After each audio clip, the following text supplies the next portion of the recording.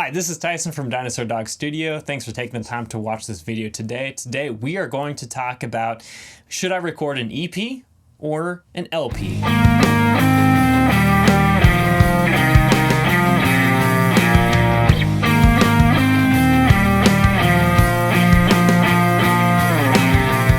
If you don't know what those terms actually mean, an EP is short for extended play, and an LP is short for long play. In modern terms, an EP is generally between 4 and 7 songs, and an LP is 8 songs or more generically. But if you're sitting down and you're ready to work on starting your next project, I want to talk about just some pros and cons of each an EP and an LP that kind of offset each other in terms of what you may choose to do. However, this may help with aligning your goals in music to the actual project that you're going to be working on. So first of all, an EP. One is you can have a ton of focus on an EP. People have an attention span long enough to listen to an entire EP. However, most people will never listen to a whole LP.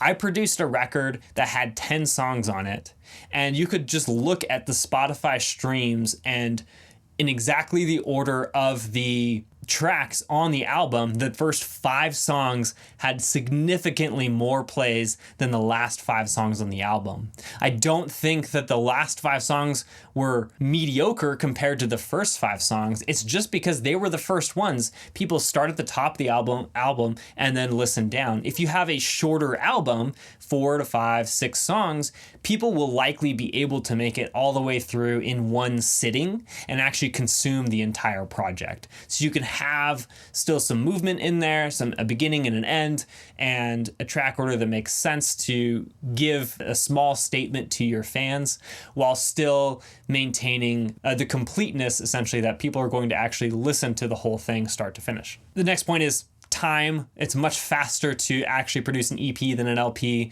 For some reason, it seems like an LP just drags on forever compared to just an EP. And so I would highly encourage you, if you have a history of not finishing projects, go for an EP. Do not touch an LP unless you're very dedicated and you have a budget and you're all in on the LP. Don't go into the studio intending to record an LP on purely motivation alone.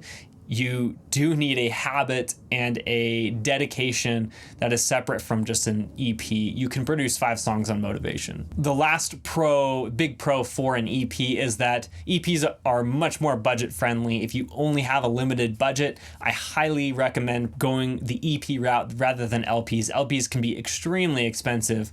Even talking about mastering an LP, mastering is going to run you between $50 and $150 per song. So if you get a mastering engineer that costs $100 per song, that's $1,000 just for the mastering, let alone the mixing and actual production of the same 10 songs. Whereas an EP, again, will just be half of that. So it's much more digestible in terms of the actual budget that will be required to produce that EP. That's the pros for an EP. Pros for an LP. An LP is a statement. You can actually say something with an album much easier than any other length of project. You can have a concept album, right? Or you can have much more movement within the entire album and put songs that you wouldn't ordinarily release as a single within that body of work and make it complete. If you are going to produce an LP, I highly recommend you actually make a statement with it. Don't just produce a ton of songs and then put them all on a project. Make sure that there's some sort of flow. Make sure that there's some sort of continuity within the entire project. The next pro for an LP is that an LP is newsworthy. It's much easier to get somebody to write a blog article about your album than an EP or especially a single. An LP, again, is much more content for people to be able to dig into and is much more likely to be reviewed, written about in blogs, and otherwise noted by others rather than just yourself. And then the last thing is that if you are selling your music, especially if you're playing live shows and actually have music to sell, an LP is going to be more profitable. If somebody just loves you live and then they can go buy an LP, that is generally represents twice as much revenue as an EP, depending on how you're actually pricing your merchandise. By all means, produce an LP if you're playing live and you want to increase your revenue and your profit potentially. That is a good route to go down. I would argue in today's economy that an EP is almost just as profitable and also much less expensive to produce.